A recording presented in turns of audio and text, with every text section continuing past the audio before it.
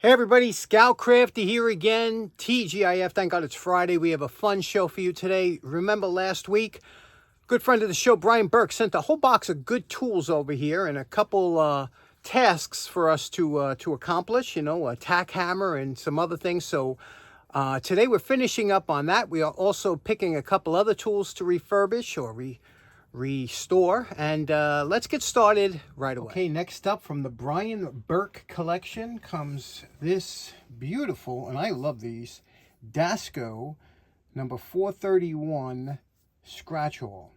Okay, and you can see this is a handy tool for so many things.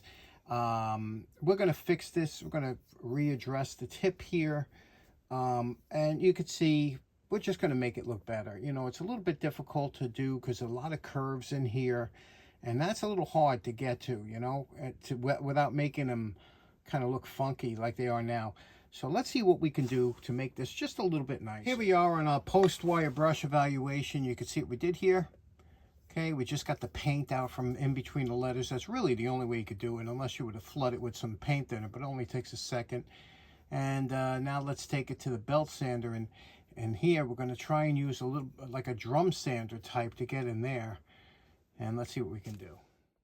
Now here I'm using a half of a belt on my 1x30 belt sander. I'm calling this project done. Let's take a look at what we did here. Not the easiest punch to do because of the lettering, but you can see what we did here. Look at the back, the bevel all the way around the back. That's always important, as I tell you. And the shaft, we redid the point. See the point here? That's a very strong point. This can be used for a multitude of different things. Just beautiful, right? Super smooth. And remember, this is the hard part here.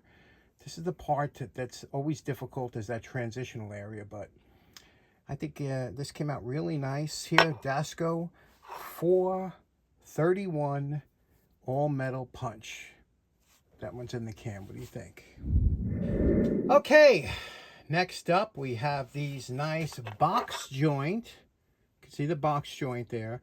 Needle nose pliers, and my buddy UK Tony said, what a shame that these were like this because, you know, they're a good pair. But you know what? And you can see that there's a name on there. I can't make it out right now.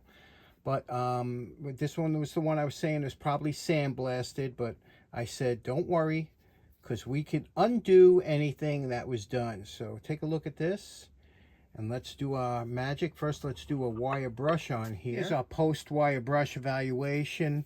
You can see there's a name there. I'll show you in a close-up. There's also Germany written here, so these are quality. But you can see the wire brush really doesn't do anything with the sandblasting. So let's take it to the belt sander and get this finished back the way it should look. Now this was done on the belt sander with the coarse belt. We had to go with coarse to get under those pits that were in there.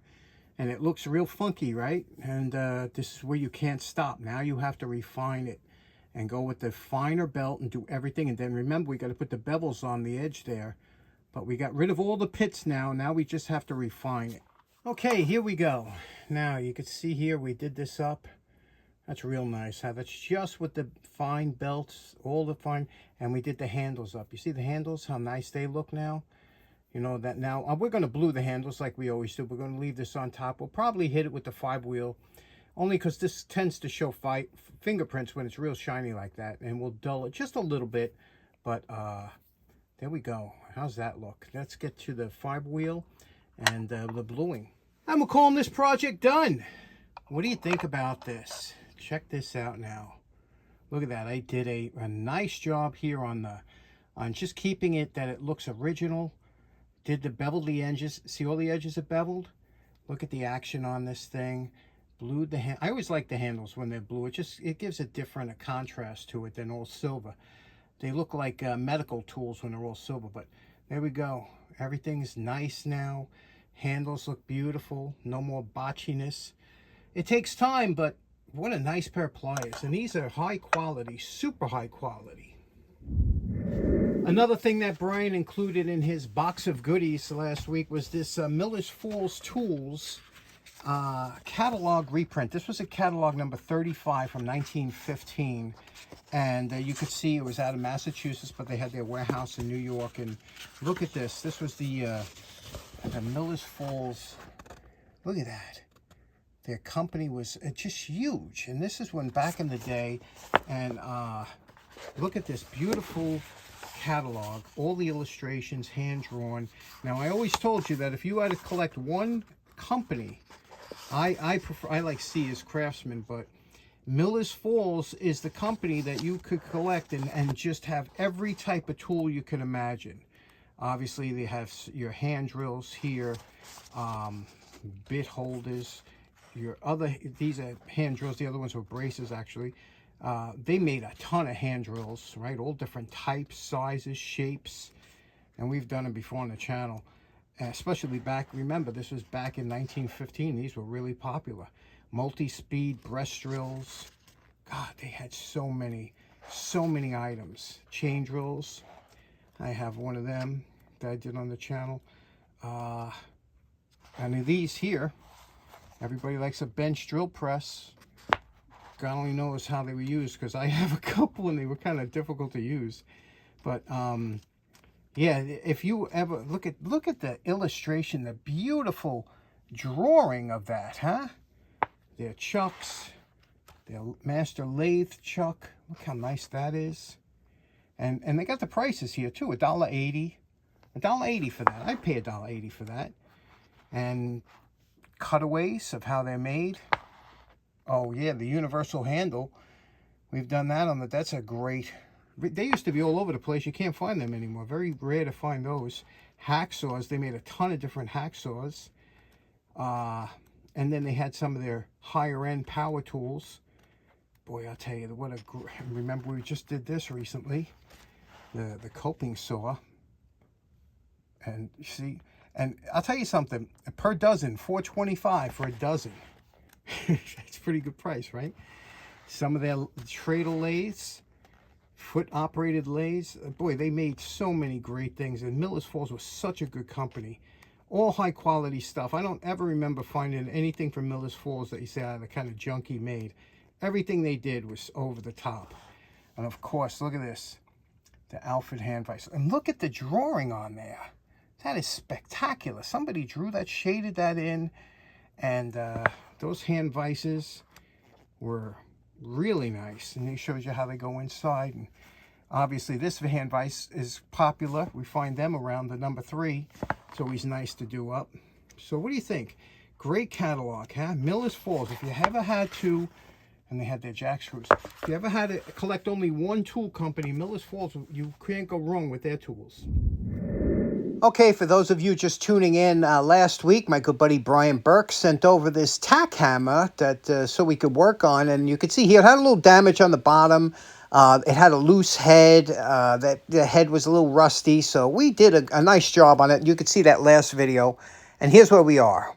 Okay, now this has been 3 days later. We have 3 coats of shellac on each of these implements, and you could see here, this is the last coat I'm putting on here. You see, you can leave it if that's the way you like it, but I'm going to show you what I like to do to give it a really nice, mature look to it, and original. So this is shiny. Now what we're going to do is take some 000 steel wool, okay, just a piece of 000 steel wool, and what we're going to do is we're going to buff this down and get rid of that shine, okay, and we're going to smooth it out.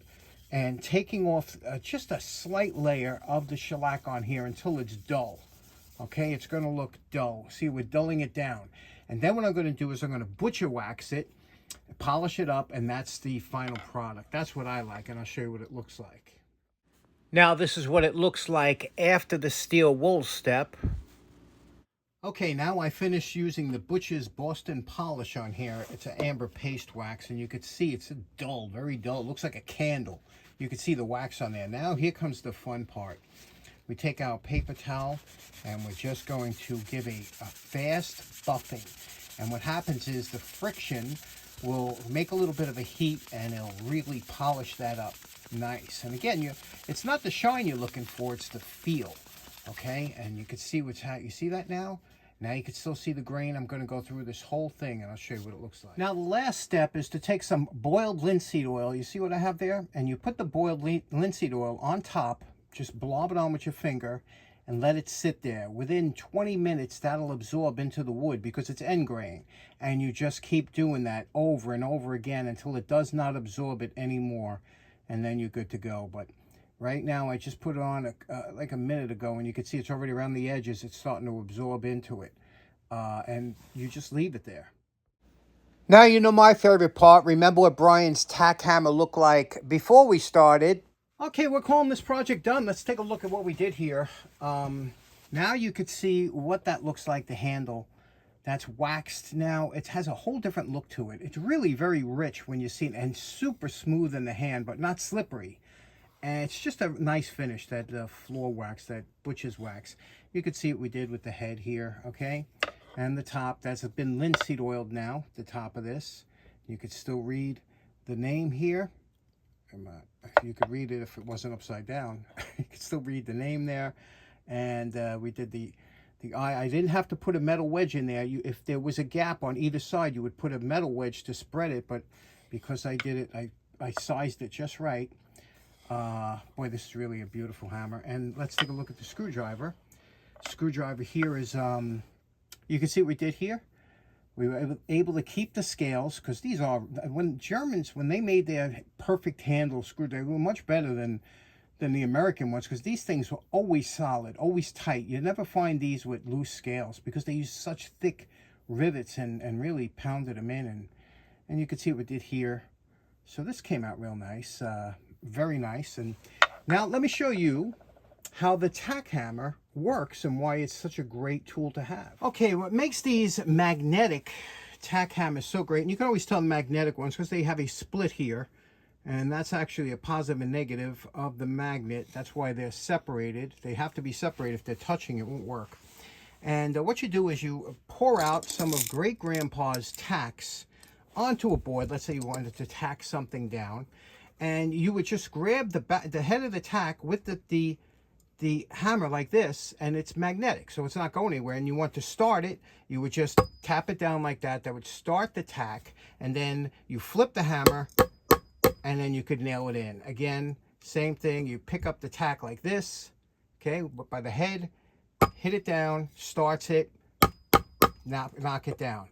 And what the beauty of this is that, you know, you don't have to fumble. If you've ever tried to hold a tack with your finger, it's next to impossible, but this makes it so much easier to do, and that's why these magnetic tack hammers are so nice to have. If you're going to do any kind of tack work, this is what you want. Okay, so in closing, again, special thanks to Brian Burke for sending that great stuff over. I know he's having a great time watching his stuff be restored. We'll be sending that to him soon. Also, we've been having a little bit of a flood here in the Northeast. It's a lot of rain coming down. Anytime we get close to 2 inches, I mean, it's coming down here. Get a little flooding in the basement. Too bad they can't pipeline it all the way over to Lake Mead in California, where they can really use this kind of water, huh? Anyway, thanks so much for tuning in. Hope you have a great weekend. We will see you again on Monday. Take care now. Bye-bye.